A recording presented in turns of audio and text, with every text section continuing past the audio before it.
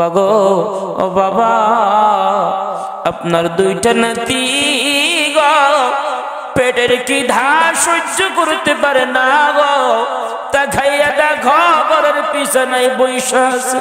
বাবা আমার দুটি সন্তান পেটের খিদে সহ্য করতে পারে না গো বাবা, আজকে 3 দিন হয়ে যায় আমি ফাতিমার চুলার মধ্যে আগুন জ্বালা হয় না। হঠাৎ করে একদিন নবীজি ফাতিমার ঘরের মধ্যে গিয়ে তাকাইয়া দেখেন ফাতিমা বিছানার মধ্যে শুইয়া খাতে। নবীজিকে বলেন ফাতিমা রে, ও ফাতিমা আমার আদরের নাতিন কোথায় রে?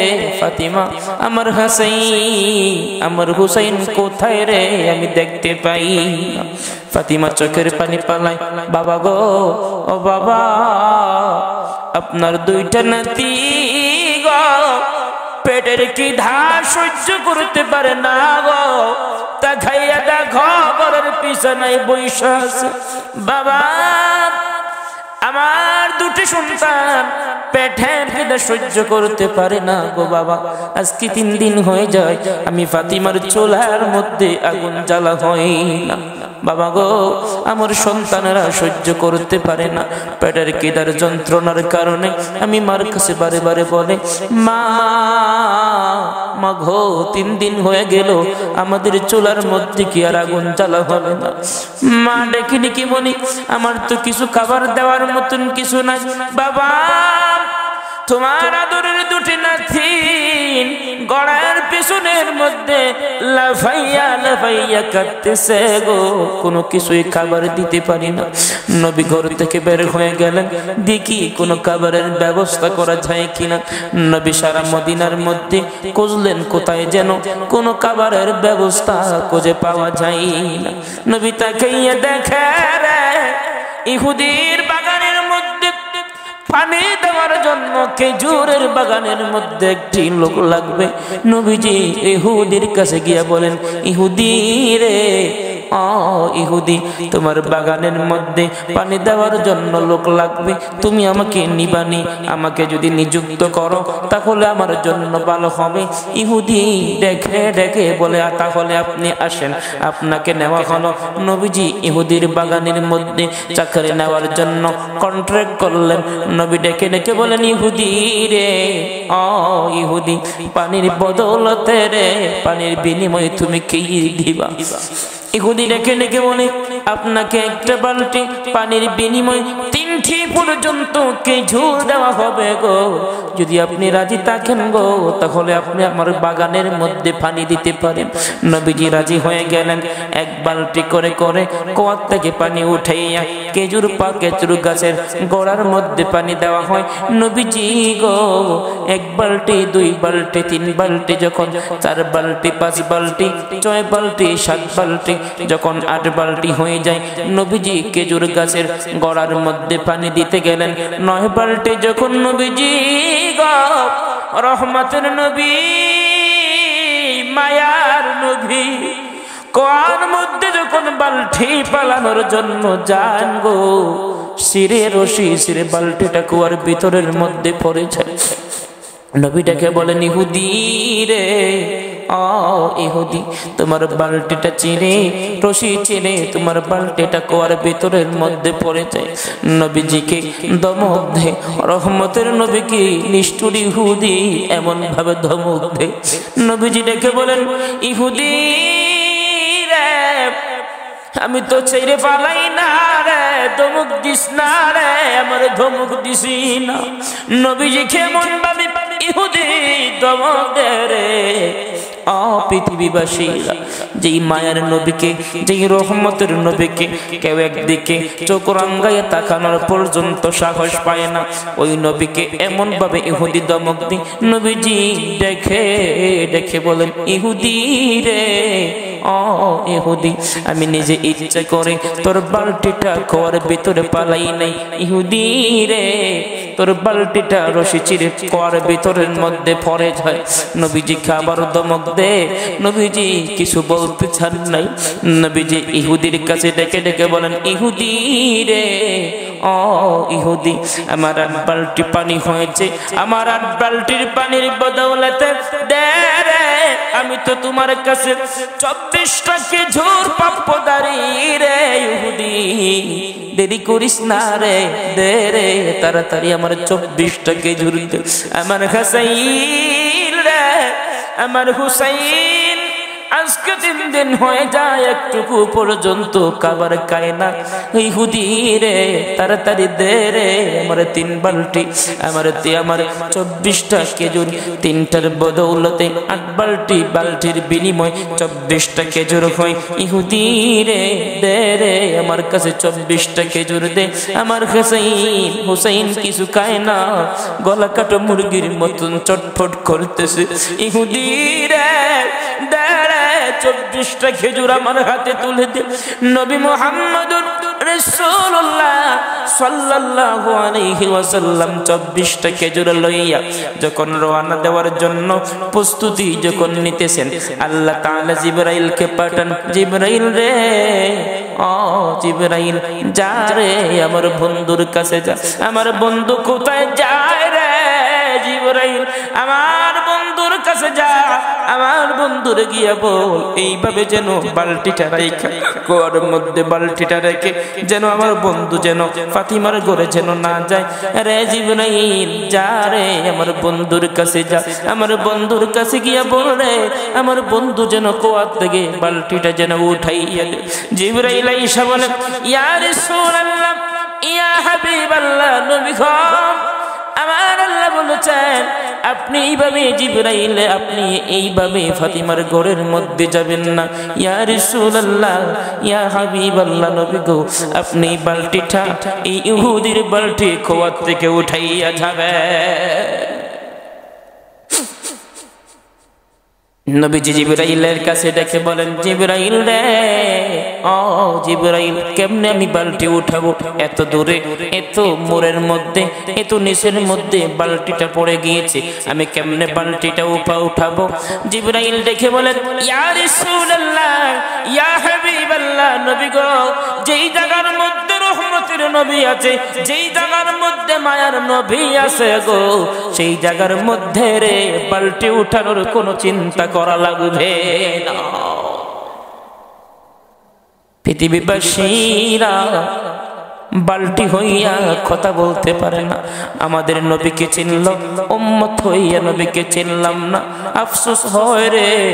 ওই নবীর উম্মত হওয়ার জন্য কত নবীরাও পর্যন্ত আল্লাহর কাছে সুপারিশ জানায়, ওই নবীর উম্মত হওয়ার জন্য আমরা উম্মত হইয়া ওই নবীকে মানি না, ওই নবীর সুন্নত মানতে চাই না, ওই নবীর আদর্শবান আমরা হতে পারি না।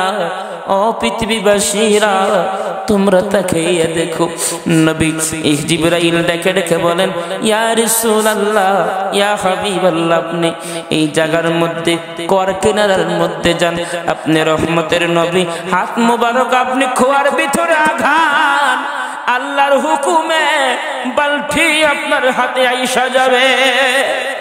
নবী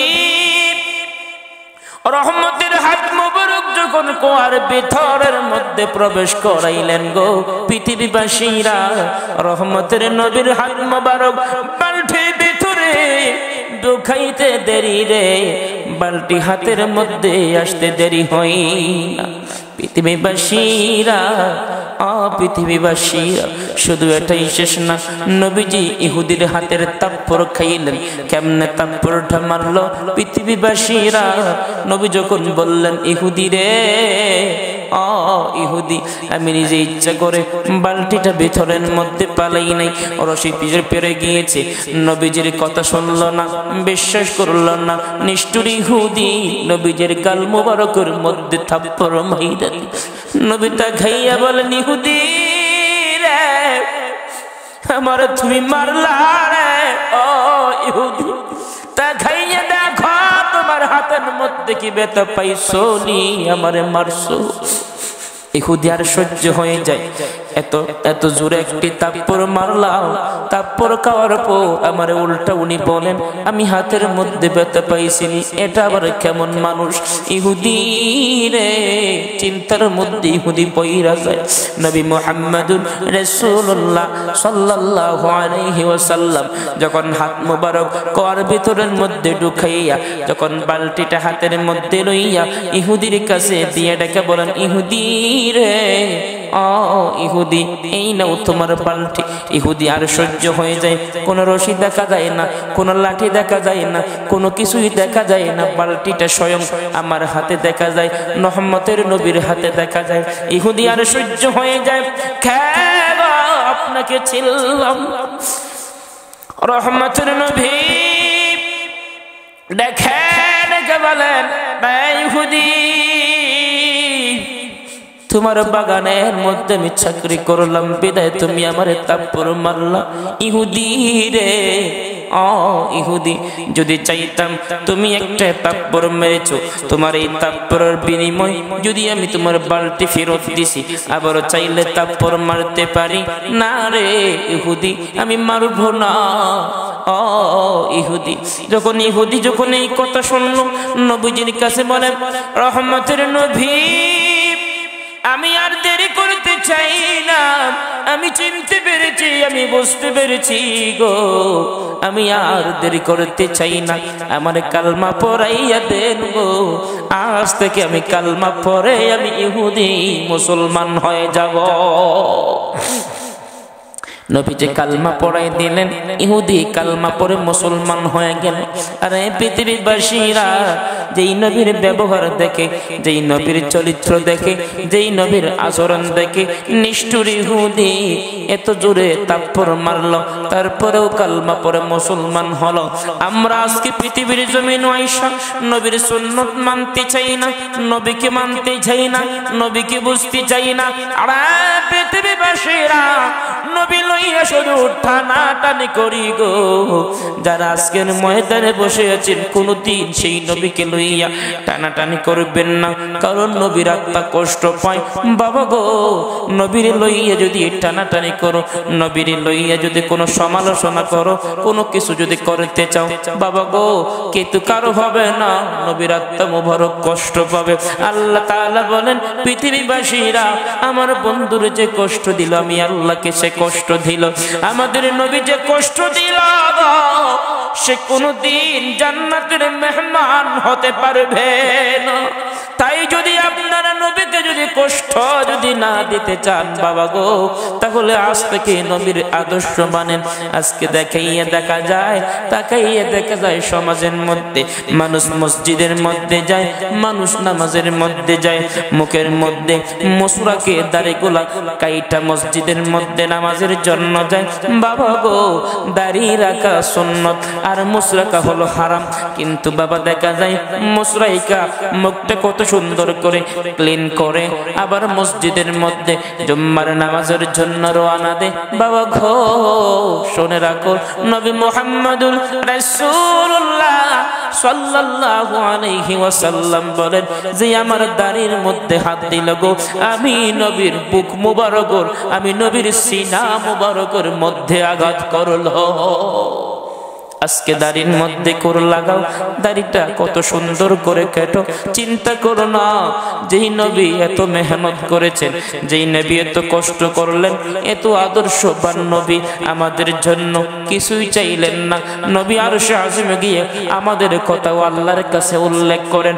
নবী আমাদের চিন্তায় চিন্তিত হইয়া কিছুই নবী নিজের জন্য চাইলেন না। আর পৃথিবীবাসী গো, তারপরেও নবী ছিলেন না। রহমতের নবীর ভালোবাসা একটা ভালোবাসার যদি মানুষ হইয়া যাও, পৃথিবীবাসীরা দেখবে এমনিতেই তোমার জীবন পরিবর্তন হয়ে যাবে। বাবা গো, রহমতের নবীকে চিনা দরকার আছে কিনা? যদি নবীকে যদি চিনতে হয় বাবা, আজ থেকে যারা ময়দানের মধ্যে বসে আছেন, নবীর সুন্নতের টুপি মাথার মধ্যে দেন, আজ থেকে দাড়ি লম্বা করেন, 5 ওয়াক্ত নামাজ পড়ার চেষ্টা করেন। বাবা গো, পৃথিবীর জমিনের মধ্যে আপনি থাকবেন, এমন আদর্শবান হইয়া পৃথিবীর জমিন থেকে আপনি বিদায় নেবেন।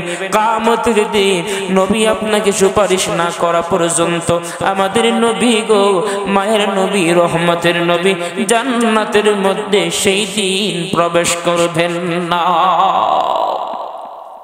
আল্লাহ তাআলা সকলকে সেই নবীর কাটি উম্মত হয়ে পৃথিবীর জমিন থেকে বিদায় নেওয়ার মতন তৌফিক দান করুক, এবং সকলকে নবী চিনার এবং ইসলামকে চিনার ভালোবাসার সকলকে আল্লাহ তাআলা রব্বুল আলামিন সকলকে তৌফিক দান করুক।